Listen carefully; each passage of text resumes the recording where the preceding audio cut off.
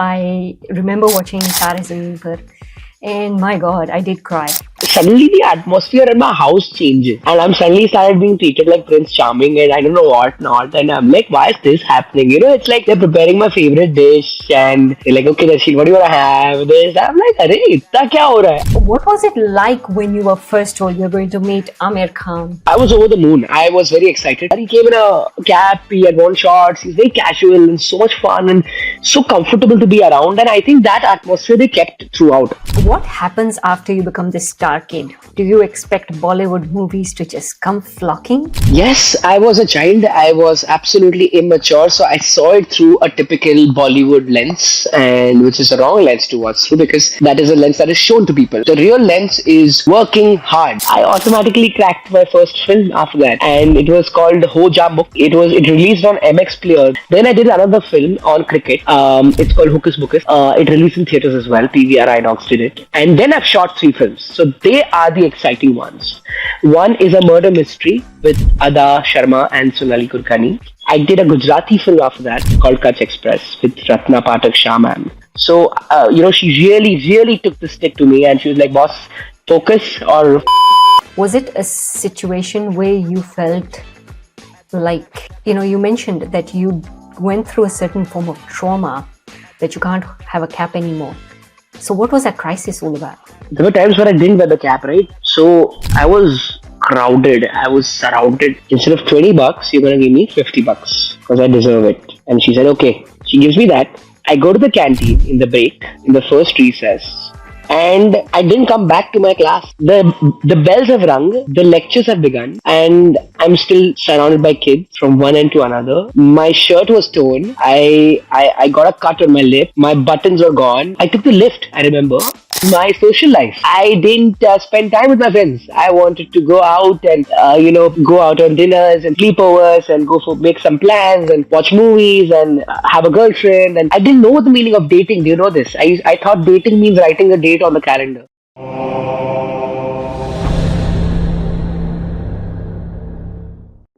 We all know him as the little star in Taare Zameen Par. I'm talking about none other than Darsheel Safary. Let's welcome Darsheel on Inner Habit. It's been a fantastic podcast, and it's great to know that he's no longer that little boy from Taare Zameen Par. And with me today is Darsheel Safary, who was a fabulous actor in Taare Zameen Par. Welcome, Darsheel. Hi, thank you for having me. It's so good to, like I said to you previously, finally chat with you. I remember watching Taare Zameen Par, and my God, I did cry because it was such a beautiful, emotional movie. And, it was needed to show people the various, I call them neurodiverse people, individuals who can actually do well in other areas. So it's so fantastic. Yeah, thank you so much. But sorry about the crying bit. I don't know how to react to that. So many people tell me that, oh, Darsheel, I was crying, I've cried and cried, and I'm like, okay, what do I say? Sorry, I guess. I don't know what to. I suppose you don't have to say sorry. I think what I have to say is thank you to you for making such a beautiful, or being part of such a beautiful film. Yeah, thank you. I mean, I'm thanking the universe, the stars, everybody. I don't know what aligned for me to get there. Because I'm not coming from any form of professional training as like as an actor. I wasn't trained as an actor. I was actually a dancer, and I was at Shamak Davar's Dance Institute, and that's how they actually ended up auditioning me.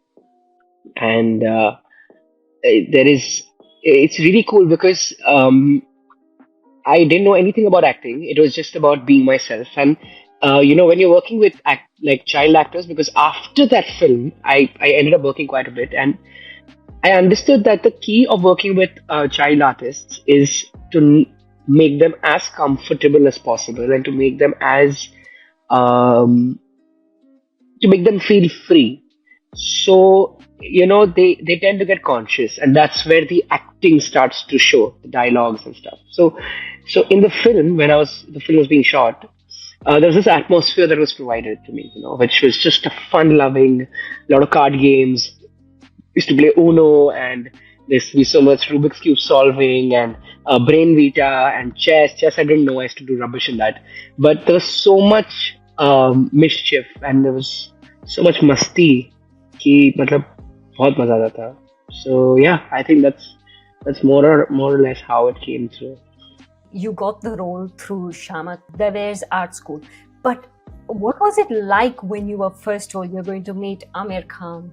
I was over the moon. I was very excited. I always had the attitude of the fact that I was very confident as a child. I revisit my childhood times. I said, Bhotara, you revisit your younger self. I do that sometimes for a confidence boost. Because I was really confident. I was really energized, and I was so much like there was my parents had to enroll me into like 7, 8 classes to just for me to channelize my energy. So it was crazy. I couldn't and also I used to sleep like a lot. So I think possibly that's how I used to rejuvenate. so uh, what happened was when we got the news, I was actually I was shrouded from it. I was not told about it. So I found out about an hour or two before that. Okay, there's an audition happening. In fact, the entire process was so funny. I was not told there's a film that's happening, firstly. I was not told that it's an audition. I was not told these things. And I think that's the cool aspect of it. You give information to kids that it's really important for them to know. You don't feed them with too much of it. Because the moment you start doing that, they start thinking, okay, what is this? What is this? What is that? What is that? And that stops them from moving forward, right? So for me, what happened was I was not informed about these things, which is really cool. At that time, it was not cool because I didn't like not knowing. I wanted to know everything. I was a snooty, nosy little kid, a brat. If you, my pet name had become Brat. Uh, so, um, uh, so yeah, I was not told about the audition. I was regularly in touch with Amol Gupte sir, who's the writer and the creative director of the film, and he and his team used to have these nice, fun conversations with all these students in the dance classes, and they used to chat with me, and we used to also chat together, and a lot of things used to happen. But I didn't know it was regarding a film. I was just doing it in my, masti, in my mischief. So I never knew that it was a part of that, and then suddenly the atmosphere in my house changes, and I'm suddenly started being treated like Prince Charming, and I don't know what not. And I'm like, why is this happening? It's like they're preparing my favorite dish, and they're like, okay, Darsheel, what do you want to have? This. I'm like, arey, itna kya ho raha hai? And then there is this nagging thought in my mind because there have been talks of them sending me to boarding school a month or so back because of how naughty I was. So I was like, finally, have they taken the decision of sending me to boarding school? Is this why they're being so nice? So, so it was a weird atmosphere. I was very skeptical about it. Like I used to be like, why is this happening? And then one fine day, they're like, Amol sir only, by mistake, he told me that, Sheila, you're coming, right? And I'm like, where? He's like, for the audition. I'm like, what audition? He's like, for the film. I'm like, oh, acha, that's happening. And then finally, that happened. I mean, then the audition happened. They told me Amir sir is coming. This, that. I was excited. I was like, wow, maza aayega. We'll play with him. This was my first. The first sentence I said is, I want to play with him, as if he's my, some long lost friend. So, and then we met. He was damn chill, yeah. He came in a cap. He had worn shorts. He's very casual and so much fun and so comfortable to be around. And I think that atmosphere they kept throughout. uh, from the multiple auditions that I had to give. I think 2 or 3 sessions we had. एक दो screen test, look test वगैरह हुआ था. And yeah, that's how it went along. I was too young, and I think somewhere that was to my benefit because I was really, really able to enjoy. That is so amazing, Darshil, because the best thing is when you don't know what is going to happen and who, like, you obviously know Amir Khan, who he is, and the buzz around him, but you wouldn't know what you were getting into. The fact is that at a young age of 7 to think, okay, oh, this is why my parents are being so cool. I bet you took it for granted. Like, you must have made the most of it. I did. I completely did. And I was like I said, I was a brat, but I was also a very emotional child. I still am. So I was one of those people, who hoards those stupid nonsense items, an eraser from some era, some telescope I'll find on the road, I'll pick it up, I'll find a flower. So I'm that kind of a kid. So, like you said, I made the most of it. Although when as I grew rather, uh, I realized how little I knew because how much of it started making sense after. Uh, like as much fun that I was having on set in the moment, in the present, I didn't know what impact it's going to have on me later. And that's But how, that is natural. yeah, But that's that natural. is natural. Exactly. But for me, what my point was that I was trying to tell you how multi timeline driven process this was because it not only impacted my past but also my future because today also like I said I revisit those times. It's so clear in my mind. It's 2006 we've shot the film. I was 9 and like the amount of even my hotel receptionist, I remember his name. And what we used to study on set. We had a tuition teacher on set. Most of my crew members, I didn't remember everybody, but like if I meet them, I'll remember them. So the memory is so crystal clear, and it has aided me till today. So that's like a one of a kind experience for me, and I feel ever so thankful and grateful about it because that possibly is the base of what I'm aspiring to be in my life, as an actor and what I'm hoping to achieve. But Darshil, overnight success. Did you ever think it was going to happen to you? I was already successful in my mind, no? So there was nothing called overnight success for me. But definitely, like I said, a lot of these things started making sense much after as I grew. There were those moments which I didn't understand where, really like people the age of my grandfather and grandmom used to come and they used to just hold me. Uh, and I couldn't understand the depth of it. And I couldn't understand what was happening. Like, those really heartfelt connecting moments where you feel an actor is really connected with the audience, People have associated their memory with you. So those things made sense a lot later. At that time, I was a little uh, immature to understand it. So yeah, but whatever happened, I remember a lot of importance was given to grounding, not to let this get to your head. I have my parents, my family, my friends, my school teachers, very specifically my school principal, everybody for making sure that happens. If Darshil doesn't turn up to give an exam, he doesn't get free marks. He has to give that exam. So it was a rule that until school ended, I had to present myself to give the exam. I would not get those, extra marks or whatever. So whatever I'm shooting, wherever the hell I am in the country or outside, wherever, I have to be there and give my exam. So those kind of things. So there's a lot of focus given to grounding, and there's a lot of focus that was given to education as to how much I hated it. I wanted to enjoy life, but how important it is to study, how important it is to at least get a graduation, at least get your, you don't have to like top, you don't have to like score the highest percent of marks, but you should make sure you're doing to the best of your caliber.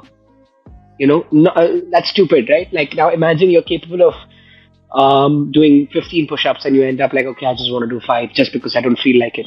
So you should push. If not push, you can push.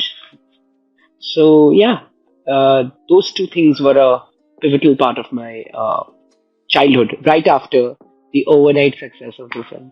So let's go back a little bit back to when you were acting. Now, you've never been on a set before. You get on a set. How daunting is that experience as a 9-year-old? Yeah, not at all.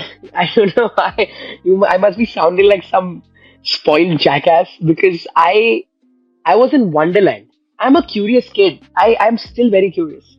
And I'm so bloody timid and so like, jumpy and I want to know everything in life. And that was one of the reasons I had the best time on set. I used to go and I'll fidget with the sound designers. This thing, Nakul sir was doing it. I remember sitting on his lap most of the time, and he used to fidget with his laptop. He had an Apple laptop, and I used to be like, "Arey, what is this laptop? Is that?" I'll go and press some random buttons. I'll go and stand next to the focus puller, and I'll be like, "I'll take focus for the shot." You know, things like that. There was so much for me to do, so daunting to zara bhi nahi. Although I do remember a few moments I had gotten a bit nervous as to ye ho payega ki nahi, and specifically the emotional scenes and scenes which required me to be serious, because I can't be serious to save my life. I have to crack a joke. I'm a compulsive, joke forcing guy. Like I'll just force in a joke in the most serious situations. That's the kind of person I am. And there were moments where I had to really feel the emotion. They were very quick to understand कि अरे दर्शील तू ये acting कर रहा है. Amir sir specifically he used to be like अरे ये तूने acting की है, तू naturally नहीं कर रहा है, you feel नहीं कर रहा तू ये. And I was like, oh damn, I'm pretty much exposed here. I need to really go by the book and really be disciplined about it.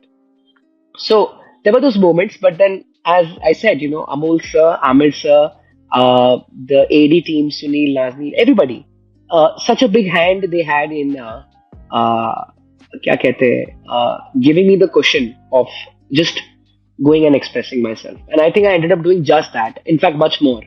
I mean, the nose digging and sitting on the fountains things were not something that I I remember, because there were those moments. I'll tell you, in school, in college, I'll tell you, there were moments where people would just be like, "Bro, pick your nose, na," and I'd be like, "What the hell?"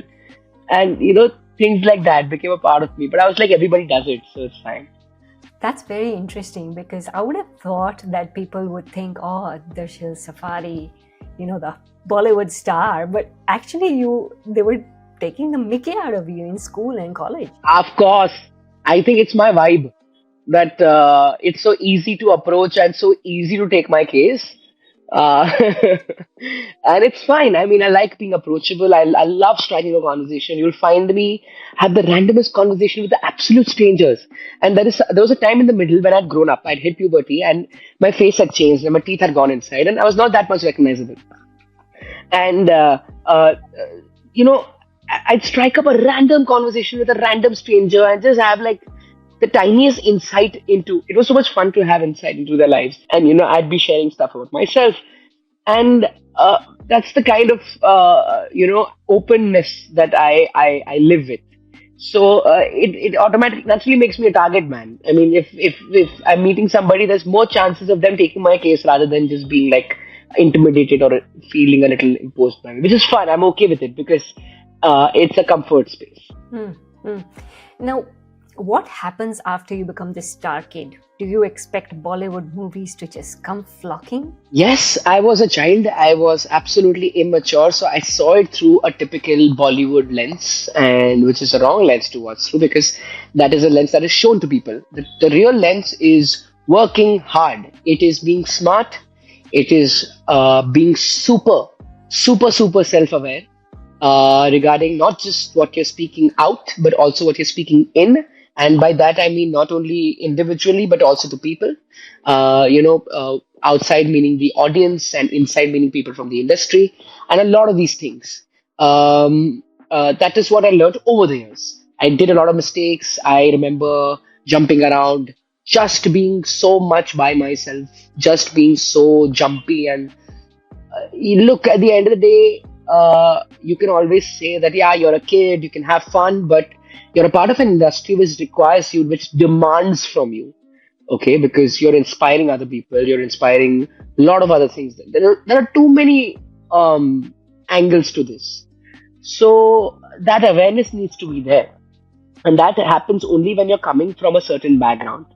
Okay, when you're coming from a film background, from a performing background. So you know that, okay, there's a self-awareness that exists and you have to tap into it. So over the years, right after this, so right after the film releases, of course, there was a Alice in Wonderland complex I was having, and I was enjoying myself and not whatnot. But I was grounded. I used to go and play cricket with my friends. I used to go and buy sabji mandi for my mom. Everything I used to do. I was doing exams. I was being the joker of my class, having a lot of fun. Um, time was passing though, and a lot of things were supposed to happen, which really happened, and then there were a lot of things that were not supposed to happen, which happened as well. So everything was happening. And then there was this time after 10th where I decided that I want to take a break from all this because of two reasons. Uh, the first reason being that I felt I was not there yet as an actor. I was not an actor. I was just being Darsheel everywhere. As an actor, you need to know how to understand the character, make that character your own, improvise, understand some form of screenplay or writing or whatnot, storytelling. So you know how you can become one with the film. Before that, whatever project that I did, I was just a director's actor. I was just doing what was told to me. It never came from within, as you know what I mean. So that was one. And the second one, which actually I should have said first because that mattered more, was my social life.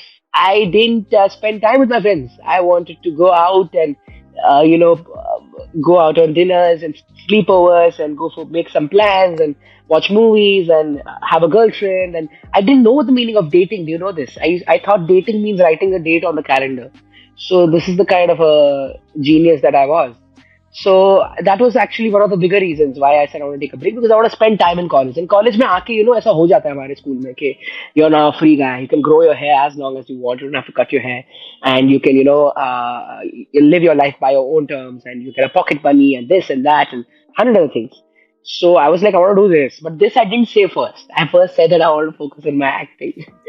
But I'll tell you the funny thing: the break really ended up helping me because I joined theatre.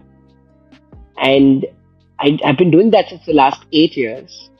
In fact, as recently as last year, at the end of last year, I produced my first play. I even wrote it, and I'm acting in it. And we've done about 18 or 19 shows. We've had sold outs in Gujarat as of very recently. And we're in talks for more states very soon. I've done two other plays. One is an English comedy play, original English comedy play, and one is a Hindi urban comedy play.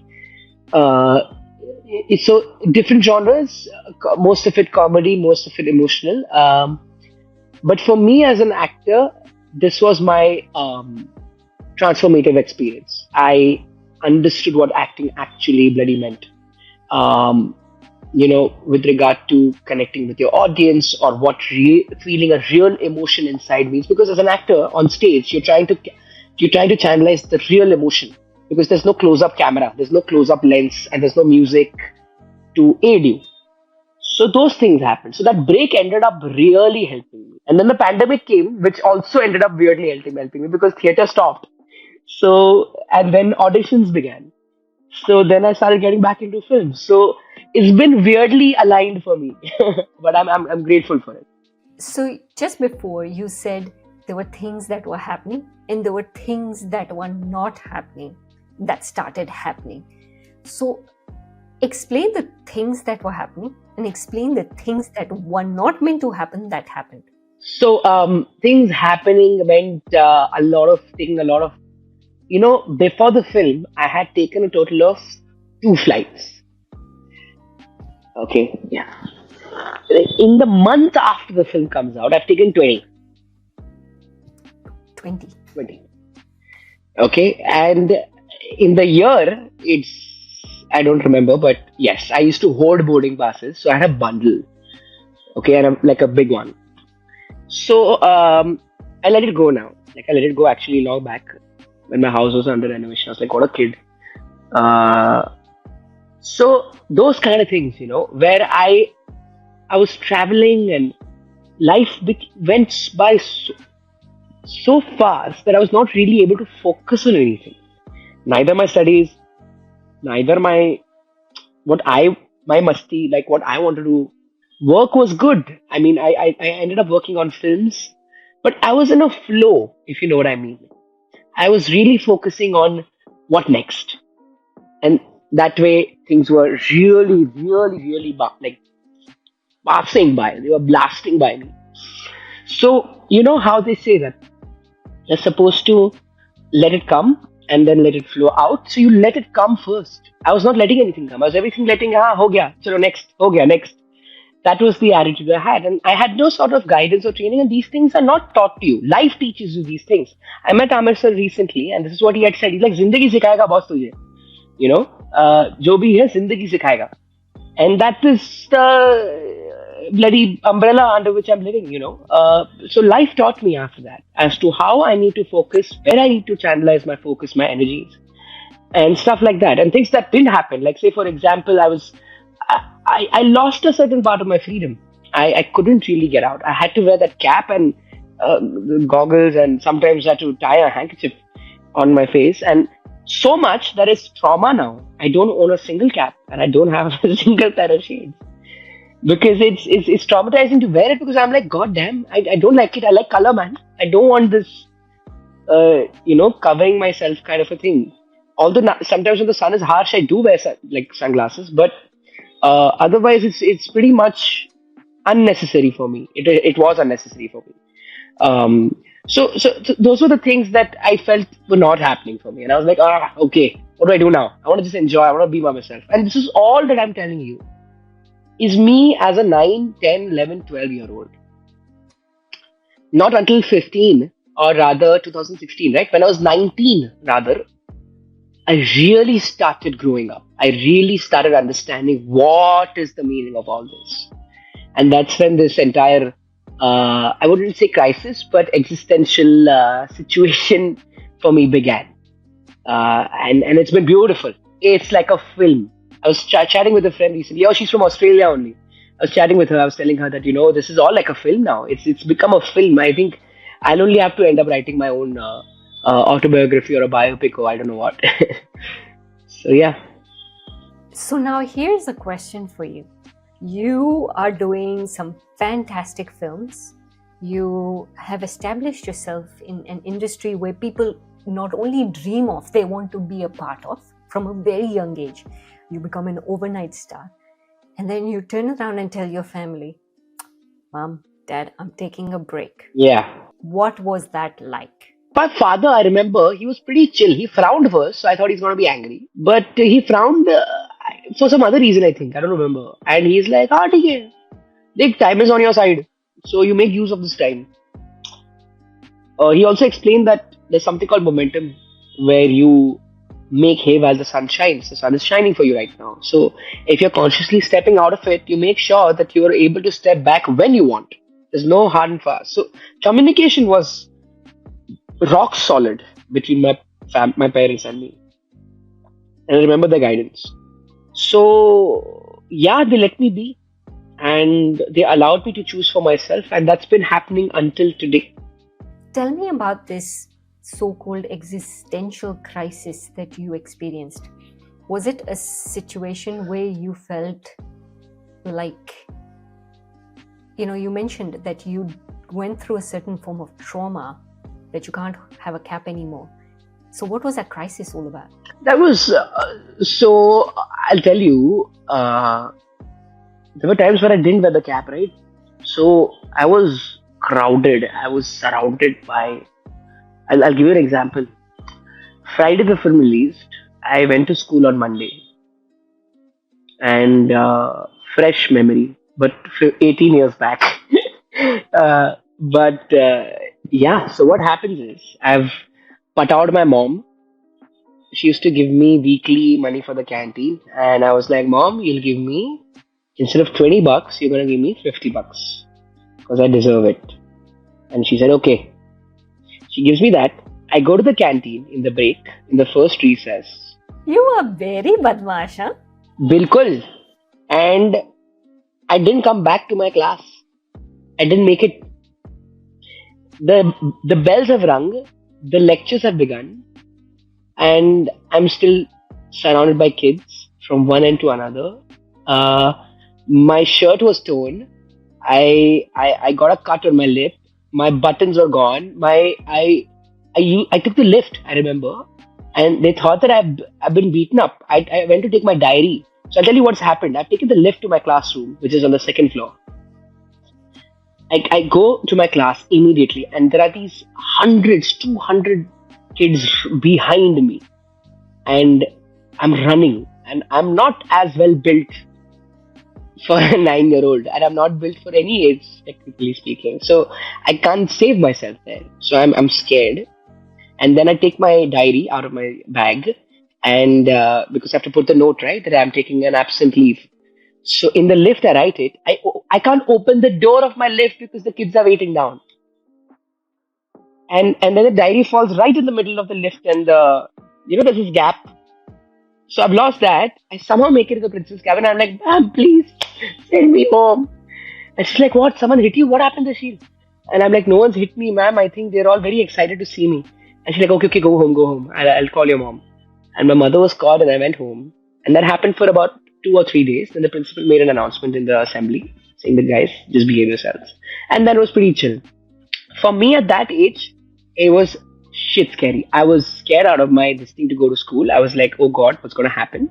Uh, but like I said, today when I'm looking back at it, I'm thinking, wow, so much love. Kids are not even aware that their classes are begun. That they're ready to take punishment from the teachers just to meet me, just to get that one half a second with me. And that makes me so damn grateful. And that makes me take every single person I meet in my life so seriously. Because whoever I meet and whatever interaction I've had for my plays and whatever. So when we do plays, right, you have like a 500-seater, 1,000-seater, and everybody comes to visit you backstage. You tend to be like, okay, hi, hello, thank you so much, bye, I'm bouncing. Here I'll make sure I have a chat with everybody. I keep that time just for the review, the response. What are they feeling? That one-on-one connection with the audience, because I feel that builds an actor. That really makes an actor understand as to what they really want, what they really like. So that experience has helped me today. You know that one-on-one interaction with the audience too can build up a character in the future. Of course. I don't know how. I can't divulge more about these things, but you've sort of foreshadowed what's happening in my life. I'll tell you a couple of funny stories from my drama school, and then you'll understand why I'm saying that. But outside of that, now you've come out of this sort of sabbatical, so to speak, and it's been a while. So how difficult is it then coming back into the industry? Because your dad always has said to you, leave the door open just enough for you to be able to come back. Uh, I'll tell you, I was nervous for a good 20 days. I'll be very honest. The pandemic really scared me because, like I said, I was in a flow, but in a very good flow this time because I was traveling to all parts of India and the world for my plays. I was making decent money, and I felt a bit settled. A consistent income as an actor. When you're receiving that, it's good stuff. You feel good about it, however small it is. Theatre doesn't pay you as much as films and ads pay you, but you feel good about it, that at least you're getting something regularly. You can calculate your expenses accordingly. So I was happy. The pandemic comes, it hits like a train, and it not only stops me, but it also takes me a bit back because now people have become choosier about what they want to watch and what they are giving the time to. So, like they say, big budget, blockbuster, giant films will be released on screen. Big blockbuster films will be for the big screen, and OTT will be having this mid tier and the smaller tier stuff. Also, they also have the big budget stuff happening. And then for plays, unless it's a extravaganza, musical, something, people won't be wanting to spend that much time. They're comfortable in their homes now, everything's OTT and everything's web show and everything is online. So it took us back, and that stopped our momentum like there's no tomorrow. From doing about 60, 70 shows in a year, it came down to 2. So I was like, whoa, what's happening? And then the traveler inside me also was upset, and everything, my curiosity and my regular dosage of constant information and everything, interaction, all that stopped. And I was upset about it. So I took 2-3 months to get over it. But not upset necessarily. I also took a much deserved break to really bring it all back to me, really bring the energy back, really understand what I've done, value it, thank it. I didn't have the time to thank it. So I thanked it, learned from it. I had that time to understand. Like how I told you, Taare Zameen Par happened, but then I understood it much later. Like that. And then I got Corona. So I was in my room for like about 22 days without, and my dad decided that she'll phone won't use nahi karna hai aapko. So no phone, no TV. So I was like, whoa. He gave me a book on psychology and he's like, Darsheel, read this. Chalo, use your brains a little.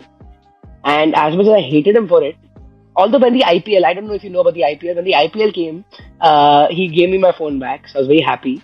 But until then, there's a lot of this introspection and a lot of this journaling that I did, when I really put down my thoughts and I really wanted to do this. And that was when I was really scared. I was like, oh my god, how the hell am I going to do this? I need to get back to films. I don't have to limit myself to a certain medium that is just theater. I have to do theater, web show, ads, bloody films, anything. Anything as an actor that is required and anything where I'm aligning with, not necessarily just anything that comes under the sun. Aligning as a story or connecting or relating with a story or where I feel that yes, I can be of use, that kind of stuff. So right after the pandemic restrictions are just slightly reducing, auditions start getting called out for because that much work increases.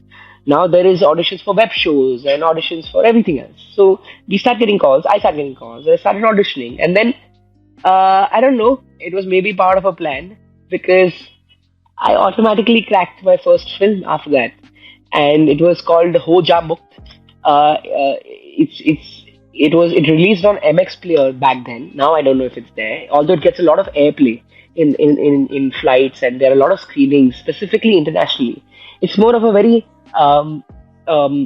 experimental but a very niche film about mental health and how dancing could experimental treatment दिया है film को. So how dancing can really aid improve your health mentally and physically.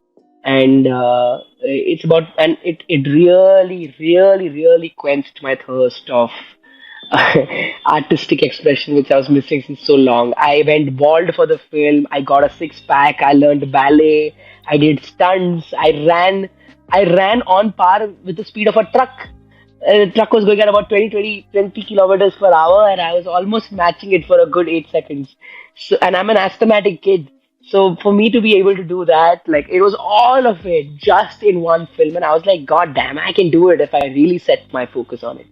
And that set the ball rolling. And right after that, I think I've done about 6 movies, out of which 2 have released. There are 4 in the pipeline. There are 3 in the pipeline, and 1 is yet to be completed. So I did a Gujarati film after that called Kutch Express with Ratna Pathak Shah ma'am. The cool part being that Ratna Pathak Shah ma'am and my first Gujarati film is the same movie. So I was like, I'm working with somebody who started acting at the age my dad was born, 1972.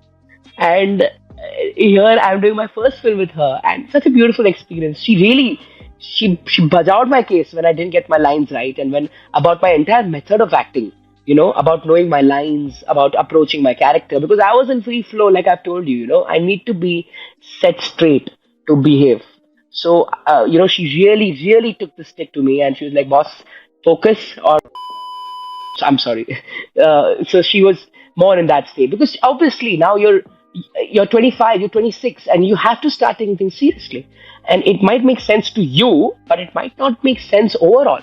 You might think, oh, this method was working for me, but it's not necessary that it is actually the correct method. And who better than Ratna ma'am to tell you this? Or who better than Amir sir to tell you this? Or who better than any experienced legend to tell you this?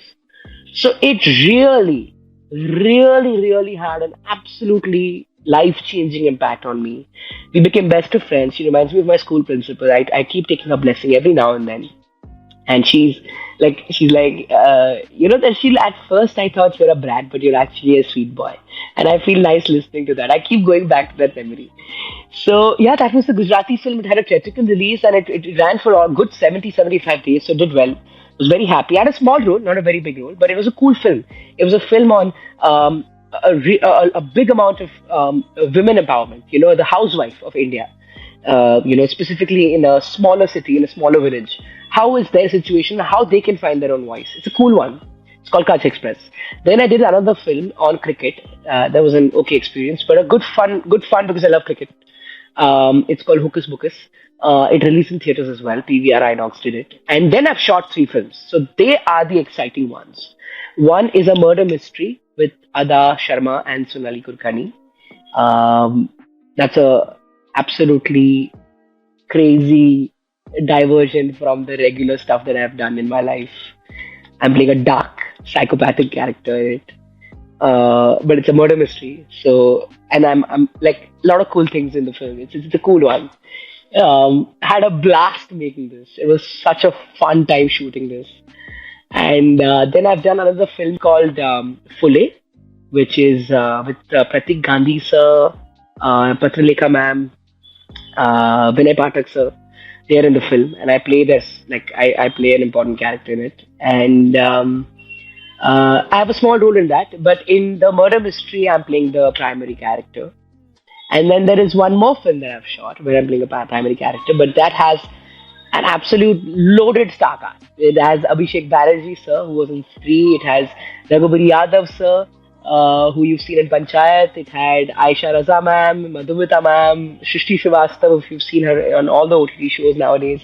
So it has a stacked cast, and it was a blast to shoot because I'm playing an absolute, again, a complete trip. I'm playing a East Delhi ka Londa, so I had to learn an accent and then I've done two web shows. So, and I'm doing my play. So now I'm sort of closing in on the base that I was talking about, which will set the tone, the ball rolling. Doing theater, doing web shows and films, all the mediums possible.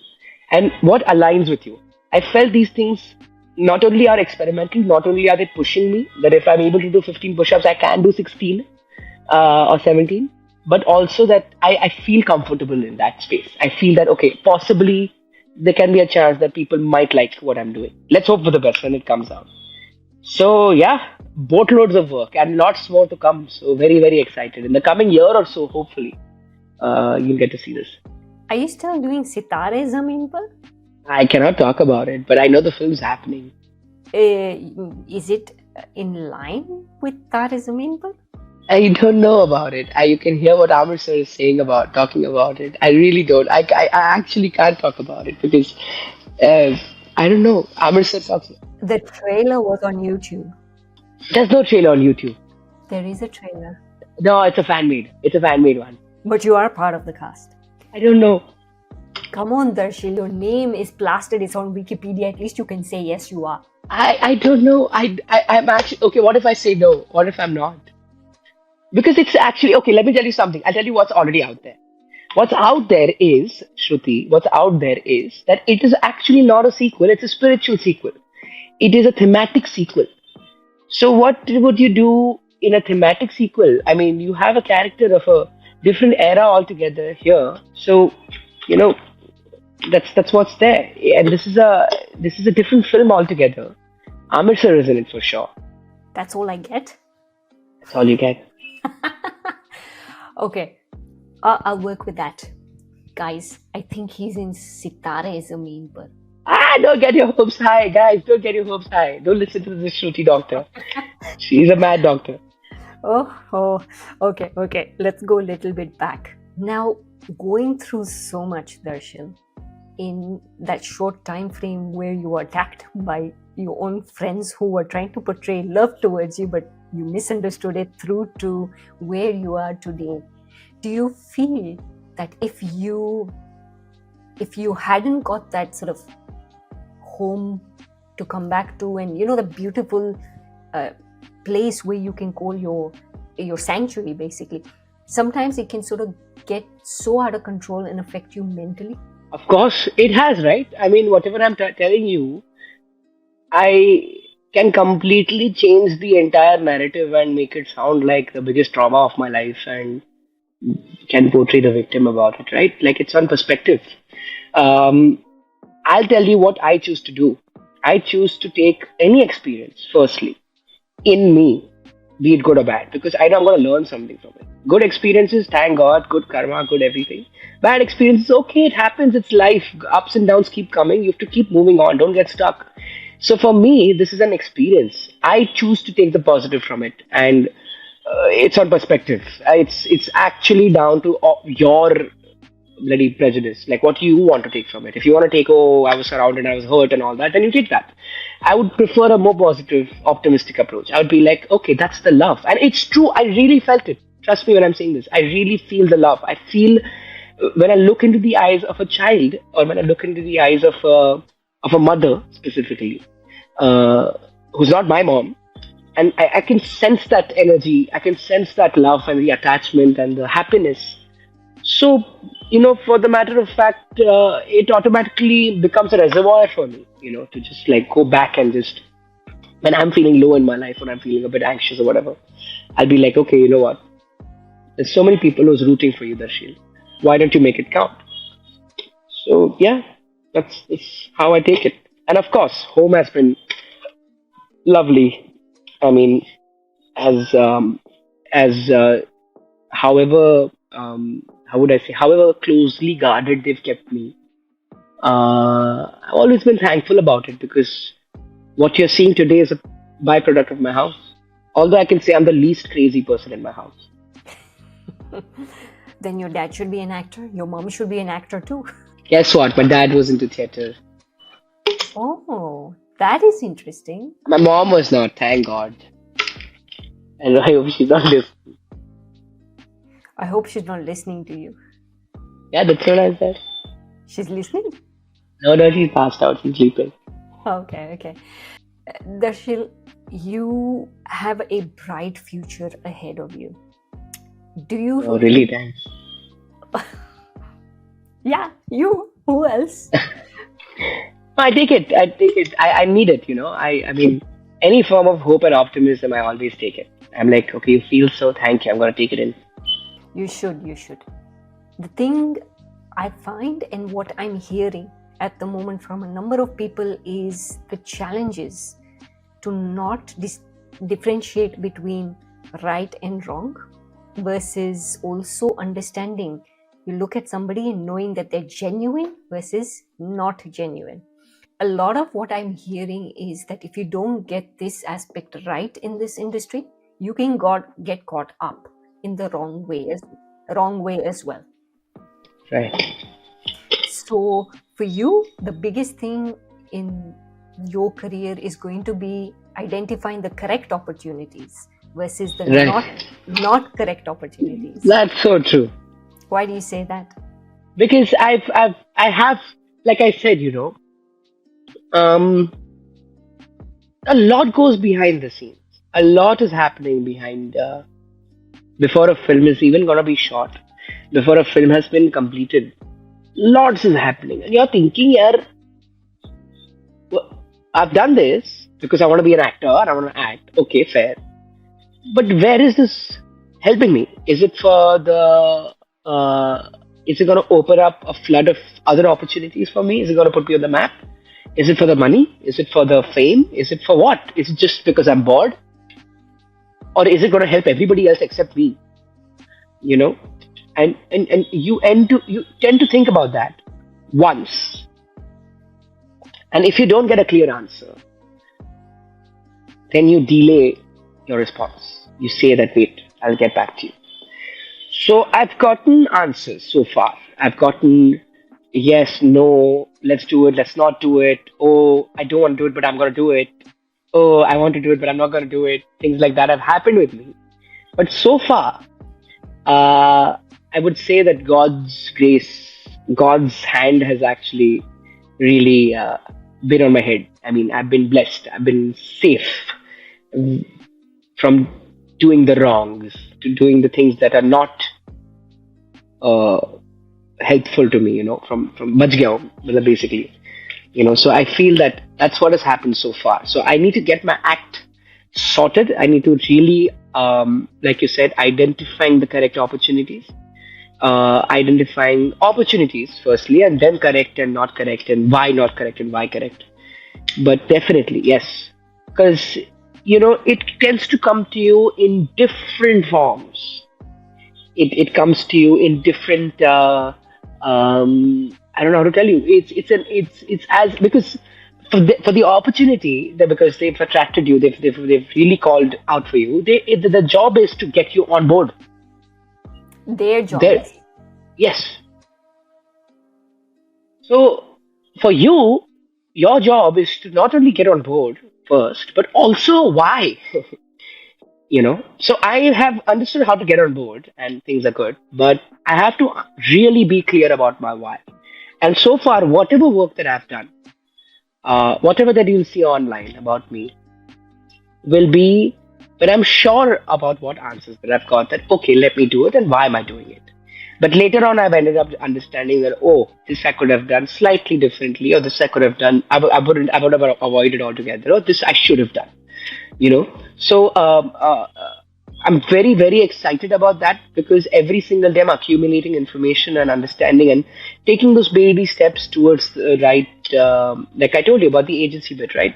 So getting the right team, getting the right people who are representing you, the right energy. Everybody fakes this thinking, oh, it's all genuine and authentic, but then at the end of the day, everyone needs to feed their houses. But I've always believed that if you're genuine and authentic and you're right, correct, aligned, you're laser focused, you'll end up feeding not only yours, but like everybody's houses. So I've always felt that.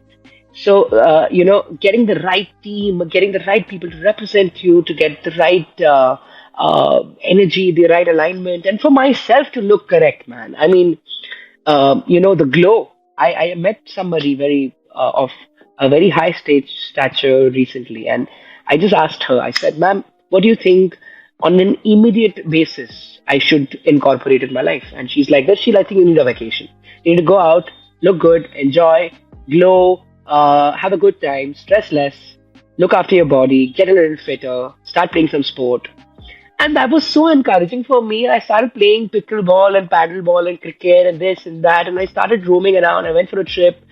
I just needed somebody to tell me that. And I imagine I've not met the person ever before in my life. It's the first time I'm meeting the person, and this is the guidance I get. And I believe whoever I meet is the universe talking through me, through them to me.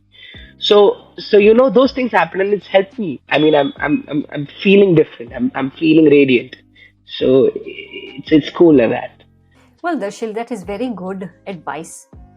So I have to ask you who this high profile person has to I be. can't say that, man. Why? Knowing people with such amazing advice is Oh, really she good. was just the okay. Honestly, I mean, it wouldn't even matter that much. She was the agency head of one of the few meetings that I've been having of late, and she's like, yeah, That's fair enough. I think certainly that is good advice. There's very few and rare people you come across who give you really good advice, and yes, an agency saying that to you, Darshil, when yeah, they want your business and they want your, it sometimes makes you think.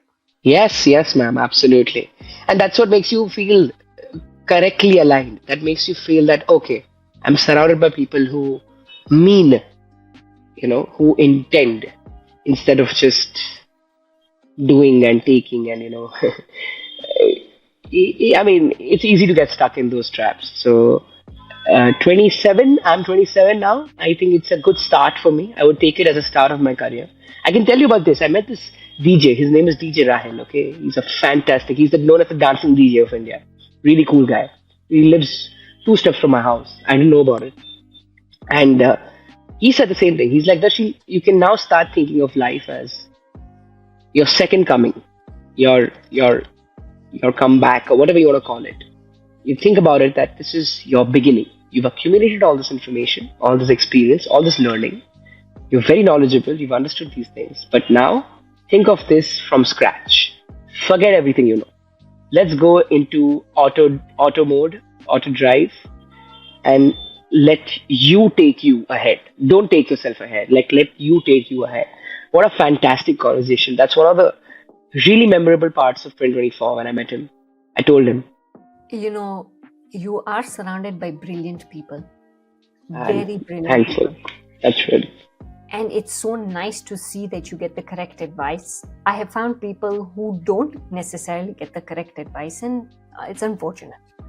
And either they give up their careers in this industry, or they just, decide to just quit, basically. Quitting on all aspects. So it is nice to see that you're grounded, one, and you are smart.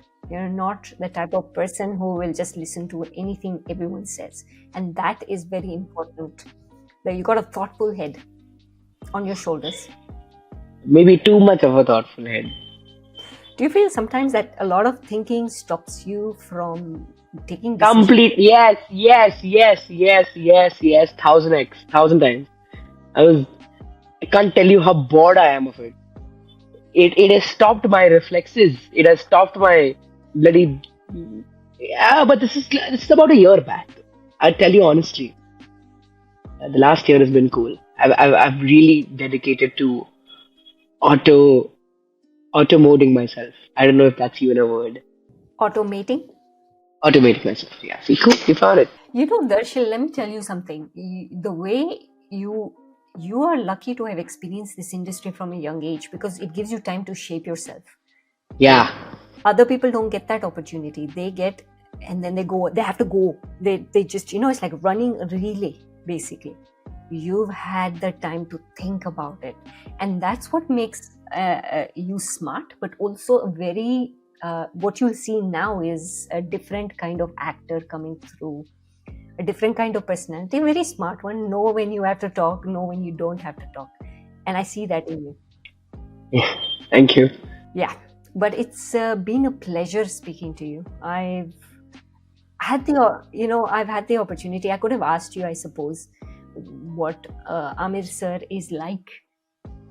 And I never have. And the reason is because you've probably spoken to so many other people about it. Hey, no, it's not like that. Yeah. I mean, I'll tell you something. What baby steps I'm talking about, and where I want to reach, they have been staying there. Amir sir, when I met him recently, and that is, I must have met him after 10 years, I guess. It was such an emotional meeting, and um, the little time that I had with him, I just saw a complete surrender, a complete submission to the art form.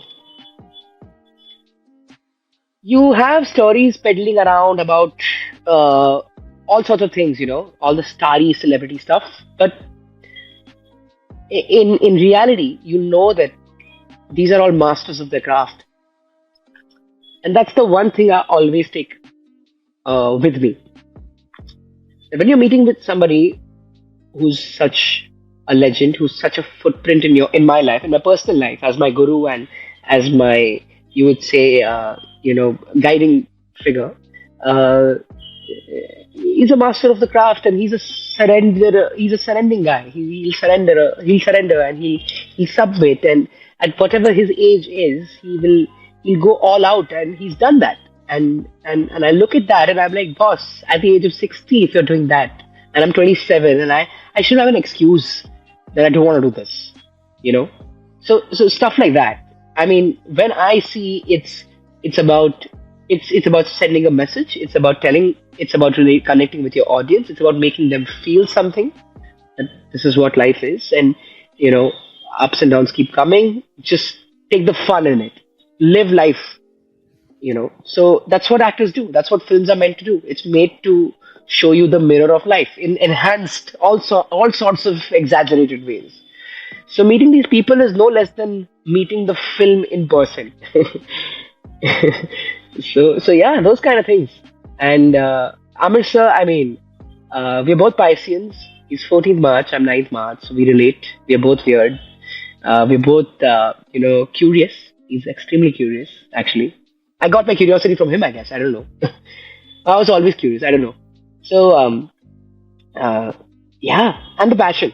I think that's what we both relate on. And there's an understanding, man. I get shy whenever I say this, but whenever I'm with him on set, I keep talking about this automation. there is no other gear for me. I'm on automation when I'm with him. I don't have to think. It's natural. It's all completely natural. There is a blind trust as to what I'm doing there on that set with him or in front of him and performance wise. So that's crazy. That's something an actor would die for to have in a co actor. And for me, such a renowned, such a well respected person like Amir sir, crazy, mad fun. I think over years he's also grown in the industry.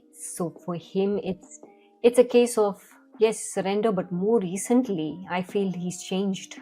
You've seen in the last 10 years, you said, but in the last 10 years, he's had his fair share of ups and downs too, Of course. and that's where surrender is the best thing you can do. The best thing you can do. Your art is what moves you forward, right? We are all lucky. Artists are always lucky, I feel. They have nothing to worry because they have art. Do you sometimes feel that one day it's there and then one day it may not be there? Because a lot of Yeah, yeah. artists are worried. Yeah. Every artist is insecure. Every single artist you meet is insecure to a certain extent. It depends on how well you've curbed your insecurity. So yeah, everybody thinks like this because it's not a job. It's not a desk job that you'll get your salary by month end or whatever. Sometimes it happens that you get you have years of not working, not being employed, and then you have a month of getting so damn employed that as if you've covered up for the last 4 or 5 years or the future for 5 years. So things like that can definitely happen, and you think about it. But then it's all on this, right? It's all on what are you attracting and what energy are you and what you're aligned with and what frequency are you tuned into. Darsheel, I really want to thank you for your time. Yeah, I really thank you. appreciate it. Thanks for having me. You have been I'm a amazing. talker. That you are. That you are. Thank you. And you're a listener. Yes. I had Kush on here and we had a blast. Like it was so much fun. It was a bit of comedy in my interview. You had a very different tact. You just started and I was like, wow, this guy can talk. I'm like having fun here. And I'm telling you, I'm a conversationalist. I don't know if that's a word. Conversationalist. Conversationalist. Yeah, I don't know. These books that I keep reading, man. So these things keep happening. I love talking. I love indulging. I'm an indulgent guy. So talking will never be a shortcoming for me. Thanks, Darsheel. Thank you.